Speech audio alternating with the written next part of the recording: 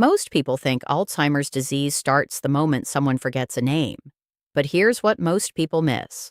By the time the memory goes, the brain has already been silently failing for 10, sometimes 15 years. And here's the part that keeps me up at night as a physician. The warning signs are there. They show up in the body, in the nose, in the hands, in the way a person walks across a room. They are visible, measurable, and completely ignored by most families until it is too late. Today, I am going to show you 7 physical and mental signs that separate normal aging from the early stages of Alzheimer's disease. And I need you to stay until the end, because the final piece of information I am going to share is something that sends thousands of families into unnecessary grief every single year. A condition that looks exactly like Alzheimer's, walks like Alzheimer's, terrifies like Alzheimer's, but is completely reversible in a matter of days. Stay with me. This information could change everything for someone you love. I'm Dr. Sarah Mitchell, and this is Live Healthier, the channel where we give you the science your doctor doesn't have time to explain in a 15-minute appointment.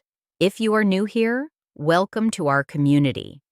Before we go any further, I want to let you know that we are giving away an official Live Healthier kit, the t-shirt and mug that our longtime viewers already know. To enter, all you need to do is like this video, subscribe to the channel, and leave any comment below. Tell me where you are watching from, or share something that stood out to you. That's it. I'll announce the winner in the next video. Now, let's talk about the enemy. Because when you understand what Alzheimer's actually does to the brain, the physical signs stop being mysterious and start making complete sense. Most people think of the brain as a single machine, as if forgetting your keys and forgetting your daughter's name are the same kind of malfunction. They are not. The brain is a city, not a single building. It has different districts, and each district controls a different function. There is a district for memory, yes. But there are also districts that control your sense of smell, your sense of spatial distance, your ability to coordinate fine muscle movements, and the complex sequencing required to do something as simple as button a shirt. Alzheimer's disease is caused by the abnormal accumulation of a protein fragment called beta amyloid. Think of it as rust building up inside the power lines of the city. It does not target just one district. It spreads. And here is the critical insight that most people never hear. The olfactory bulb, the region of the brain that processes smell, is one of the very first structures compromised by this process. The memory center comes later. The motor cortex comes later. The rust starts somewhere else, and it works quietly for a decade before anyone thinks to call a neurologist. That 10-year window is everything. What happens inside it determines whether a family has time to intervene or whether they are watching a person disappear without understanding why. Let's go through the 7 signs. I'm going to count down from 7 to 1, from the most overlooked to the most well-known. And I want you to think about the people in your life as you listen to each one. Sign number 7, the sudden loss of smell. This is not about losing smell after a cold or a sinus infection. This is a person who used to wake up to the smell of coffee and now notices nothing, who opens a carton of milk that has turned and cannot detect it, who stands next to a garbage can and feels nothing. The olfactory bulb is not just connected to smell. It is one of the primary entry points for beta amyloid accumulation. A 2023 review published in the journal Neurology found that measurable smell loss precedes cognitive decline in Alzheimer's patients by an average of 7 years. 7 years of warning that most families attribute to nothing more than getting older.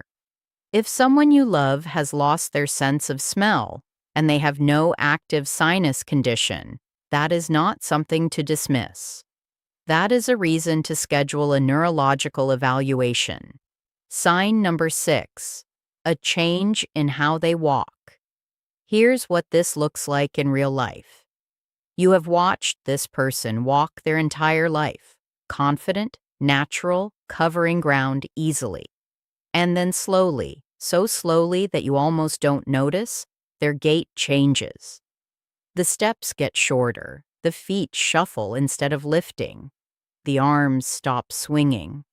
The whole body seems to lean forward slightly, as if bracing for a fall that hasn't happened yet.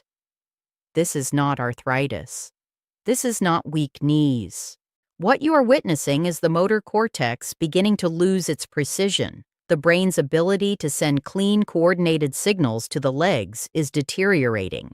A 2024 study out of the University of California, San Diego, confirmed that gait changes, specifically reduced step length and slower stride speed, are measurable up to 6 years before a formal Alzheimer's diagnosis.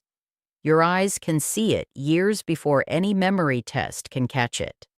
Sign number 5. Difficulty with fine motor tasks, what I call the shirt test. Think about everything your hands have to do to button a shirt. The fingers have to grip a small object, thread it through a narrow opening, and repeat the sequence with millimeter-level precision. It requires the brain to run a stored motor program, a neurological blueprint that was encoded through thousands of repetitions over a lifetime. When that blueprint starts breaking down, buttoning becomes frustrating, then impossible. The fingers slow down. They miss. They fumble.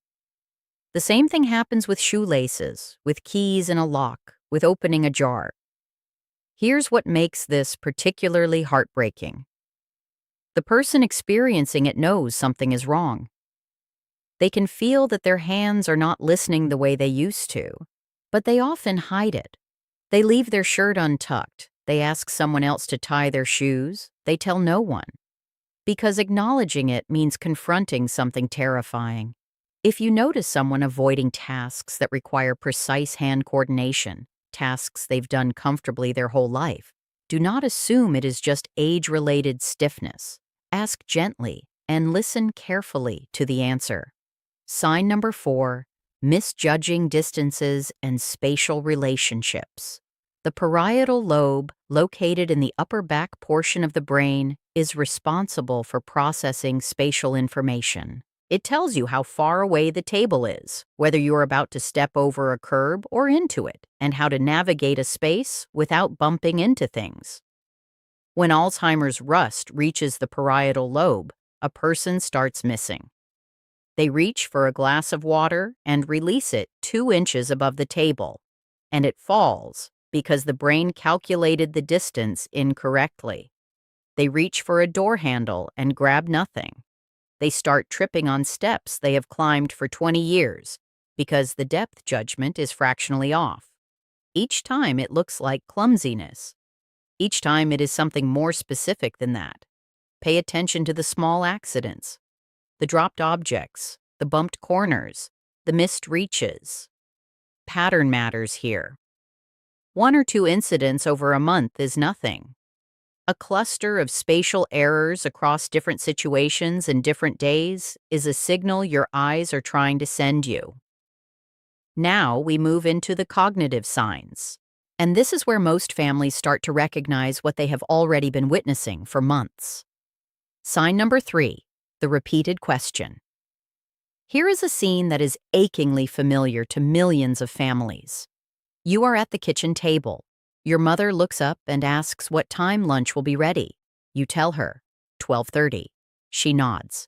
5 minutes pass. She looks up again. What time is lunch? The machine that converts short-term experience into long-term memory, the hippocampus, is one of the earliest and most aggressively targeted regions in Alzheimer's disease. When it is damaged, new information simply does not stick. Your answer to the lunch question was processed by your mother's conscious mind. She heard you. She may have even briefly repeated it to herself. But the recording failed. The hippocampus did not store it. So 60 seconds later, the question is genuinely new to her. This is not confusion in the way we typically use the word. This is a hardware failure. And understanding the difference is the first step toward responding with patience instead of frustration. Sign number 2, putting objects in completely illogical locations. Everyone misplaces things. Everyone. You put your phone in the freezer once. You left your keys on top of the washing machine. That is not a sign of anything except being distracted. What is different is this: finding the television remote inside the oven, discovering the car keys in a kitchen drawer wrapped in a dish towel, locating a wallet inside a shoe in the back of the closet. The logic is absent, not the attention. And here is the layer that most people do not expect. When the object cannot be found, the person with early Alzheimer's frequently reaches for an explanation that protects their sense of reality. Someone must have moved it. Someone came in while they were sleeping. Someone took it. The brain, recognizing that something is wrong but unable to identify what, constructs a narrative to fill the gap. This is not deception. This is a frightened mind doing the only thing it knows how to do, creating a story that makes the world make sense. And finally, sign number 1, the most painful, the one that tends to break families the fastest, getting lost on a familiar path. Think about the walk to the corner store, or the drive to church, or the short route through the neighborhood that someone has repeated hundreds, maybe thousands of times. It is so ingrained it feels automatic. You do it without thinking. Your brain has a map, and the map has never been wrong. Then one day, they stop at a corner they have passed for 20 years, and the map is gone. They look left and right, and nothing feels right. The landmarks are there, but they no longer mean anything. The brain has lost the spatial memory that connects this place to that destination. For the person experiencing it, this moment is profoundly disorienting, not just geographically, existentially, because the neighborhood didn't change. The world didn't change. They did. And some part of them knows it, now. Before I ask you to do anything with this information, before you call anyone, before you make any assumptions, I need you to hear the next part very carefully. Because this is the part that changes everything. Not every brain that is failing from Alzheimer's. Every week, families walk into neurology clinics absolutely certain they are watching a loved one disappear. The shuffling walk, the repeated questions, the confusion, the missing objects. The family is already grieving. They are already looking at memory care facilities. They are already saying goodbye in their minds. And then the blood work comes back. Severe vitamin B12 deficiency, or hypothyroidism, a sluggish, underactive thyroid that has been silently slowing the entire body's neurological function for months or years. These two conditions alone account for a staggering percentage of dementia-like presentations in adults over 60.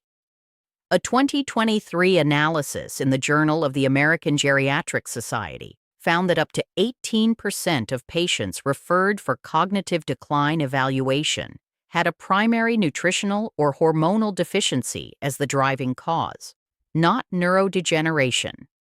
Here is what happens when B12 drops low enough. The myelin sheath, the protective coating around every nerve in your body, including the nerves in your legs and the neural pathways in your brain, begins to degrade. Without myelin, nerve signals slow down, misfire, and eventually stop transmitting. The result is a shuffling gait, impaired coordination, fragmented memory, and profound cognitive fog. It looks exactly like early Alzheimer's. It walks exactly like early Alzheimer's.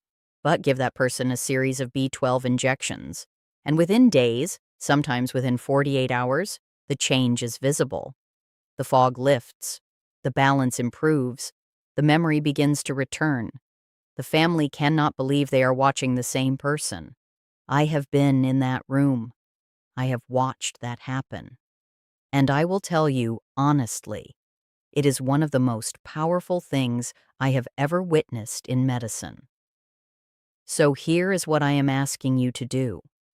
If you have recognized these signs in someone you love or in yourself, do not catastrophize.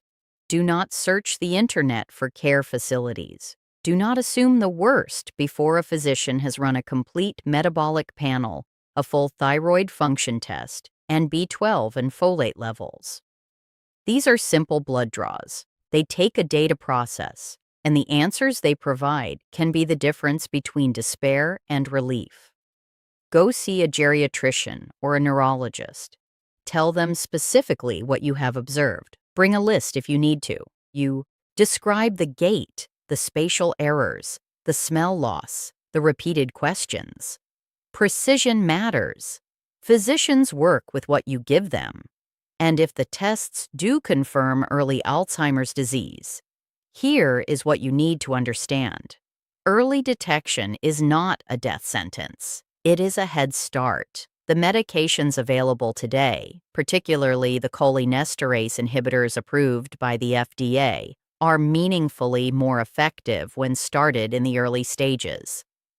Research published in 2024 by the Alzheimer's Association showed that individuals who begin treatment before significant memory loss occurs retain independent function for an average of 2 to 4 years longer than those diagnosed in moderate to late stages. 2 to 4 years of presence, of recognition, of being there. Now I want to leave you with 3 things you can do today, not someday, today. Because the most powerful force against neurodegeneration is not a medication. It is a set of daily decisions made consistently over time. The first is sleep.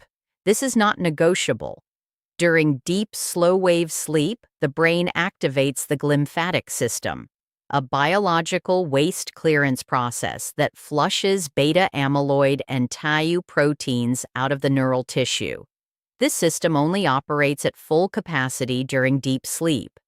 People who chronically sleep fewer than 6 hours per night have measurably higher beta-amyloid deposits in the brain as early as their 50s. 7 to 8 hours of uninterrupted sleep is not a luxury. It is the single most important maintenance task your brain performs. The second is cognitive novelty. The brain follows a simple biological rule. Use it or lose it. Not in a general sense, in a very specific cellular sense. When you learn a new skill, navigate a new environment, or attempt a problem you have never solved before, you trigger the release of brain-derived neurotrophic factor, BDNF, which promotes the growth of new neural connections. Watching familiar television programs, driving the same route, doing the same tasks in the same sequence every day does not produce BDNF. It produces efficiency. And efficiency is not the same as resilience. Learn something new this week, not tomorrow, this week. The third is blood sugar control. Modern neuroscience has given Alzheimer's disease a second name, type 3 diabetes. The mechanism is specific. When insulin resistance develops in the brain, meaning the neurons can no longer effectively use glucose as fuel, they begin to atrophy. The same chronic high blood sugar that damages kidney tissue and arterial walls also damages the precise metabolic environment that neurons depend on to survive. Reducing refined carbohydrates, white flour, and added sugars is not about weight. It is about protecting the most metabolically expensive organ in your body from the inside out. Your brain built everything you know. It stored every memory you have, every skill you possess, every face you love. It deserves maintenance that matches its importance. And for those of you caring for someone who is already showing these signs, I want to say something directly to you. What you are doing is one of the hardest things a human being can do. Watching someone you love lose their map of the world requires a kind of patience and courage that most people never have to find. The repeated question is not stubbornness. The misplaced objects are not carelessness. The confusion at a familiar corner is not weakness. It is a brain asking for help in the only language it has left. Respond with patience. Because patience, more than any medication, more than any supplement, is what keeps that person feeling safe inside a world that is becoming harder to recognize.